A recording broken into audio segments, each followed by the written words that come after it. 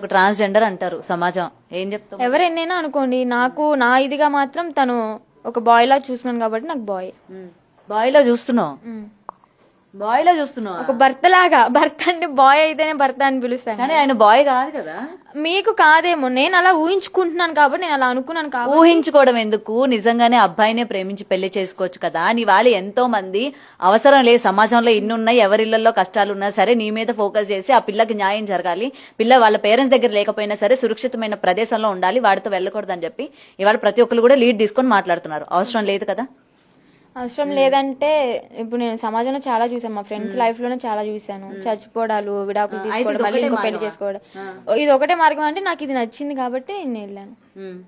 So ఇట్లానే continue అవ్వాలి, ఇలాగే కంటిన్యూ అవ్వాలి. నువ్వు కూడా అఘోరి దీక్ష తీసుకొని అలాగే తయారవుతావా?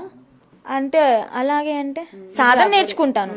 నేను అఘోరి అయిపోవాలి, అలా మారిపోతాను అయితే చెప్పను, సాధన అయితే నేర్చుకుంటాను. సాధన అంటే ఏంటి అసలు? సాధన అంటే ఏంటి నీకు తెలుసా? సాధన అంటే ఏంటో మొన్నటిదాకా కొన్ని నేర్పించారు కదా, అదే ఏం నేర్పి శ్మశానంలో సాధన చేస్తారు, అవి కొన్ని పూజలు ఉంటాయి. యా, నార్మల్ ప్రజలకు ఉపయోగపడేవా లేకపోతే ఎవరికి ఉపయోగపడేవా? మా పూజలు క్షుద్ర పూజలా?